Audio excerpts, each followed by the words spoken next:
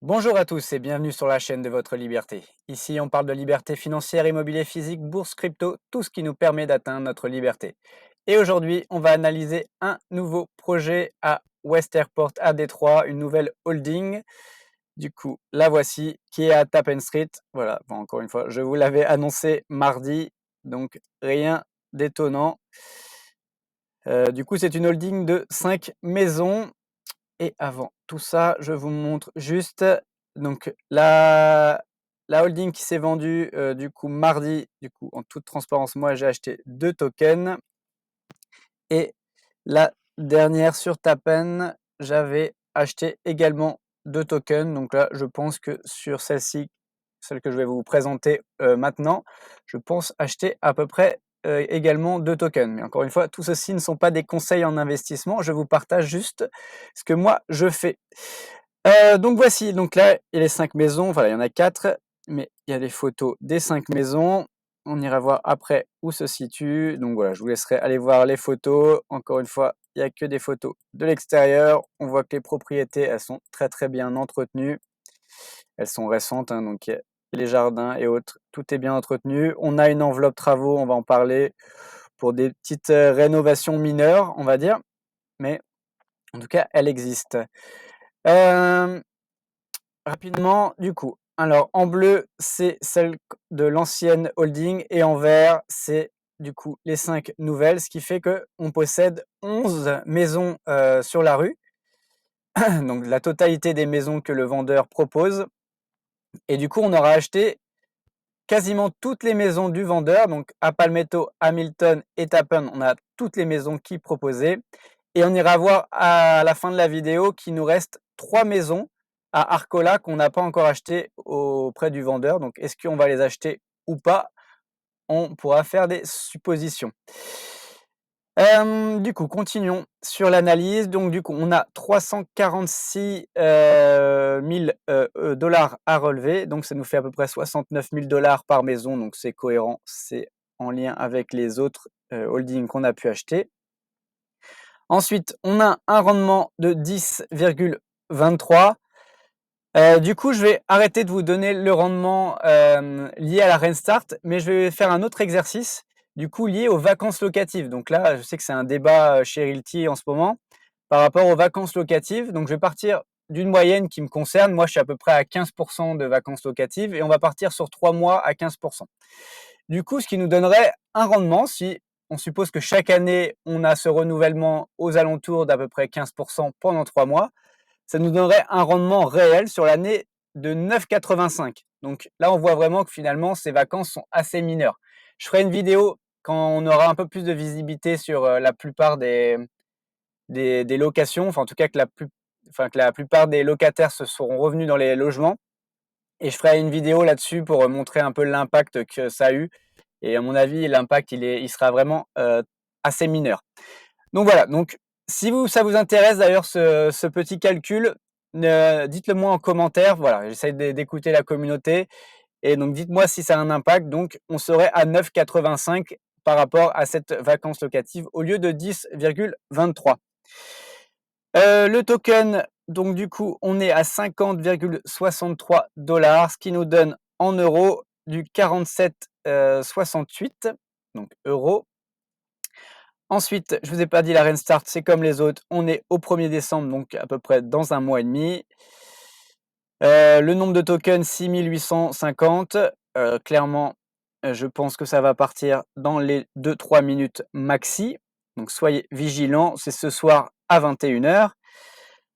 Ensuite, qu'est-ce qu'on a comme information? Donc il y a 2 maisons de 3 chambres et 3 maisons de 4 chambres.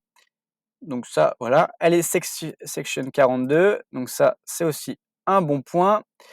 Ensuite, on va voir du côté financier. Donc on achète les 5 maisons 275 000 dollars. On a une enveloppe travaux de 25 000 dollars, ce qui nous donne au total du 300 000 dollars.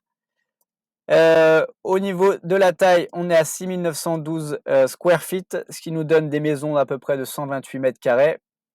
Et ce qui nous donne du coup un prix au square feet de 43 dollars, donc très cohérent avec ce qu'on a pu vraiment en dessous du marché. Je rappelle qu'on est aux alentours plutôt de 50-60 $ sur ce quartier. Ensuite, au niveau du loyer, donc au global des 5 maisons, on est à 4 065 $, ce qui nous donne un loyer moyen de 813 $. Pareil, on est vraiment en dessous du marché, le marché est plutôt aux alentours de 1 300 $.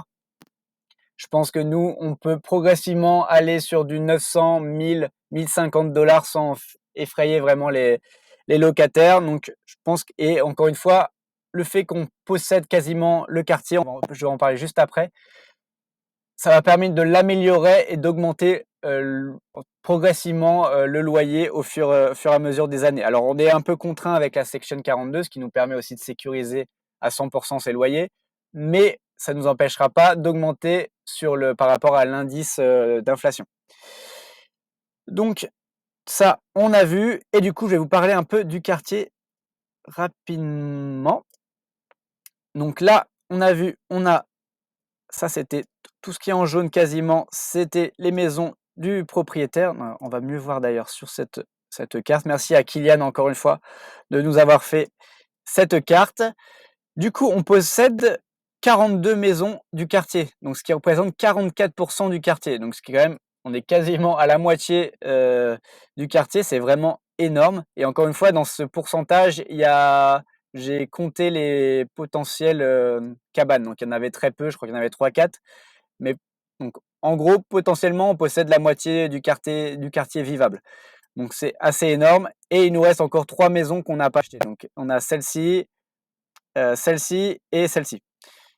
Donc ouais, potentiellement, on posséderait même potentiellement plus de la moitié du quartier. Encore une fois, c'est assez énorme. On voit qu'il y a des terrains vacants, ce qui va pouvoir peut-être, encore une fois, c'est que des suppositions, l'améliorer, faire des parcs, faire pour enfants ou autres. Donc vraiment, j'ai vraiment des gros espoirs sur ces holdings et sur ce quartier.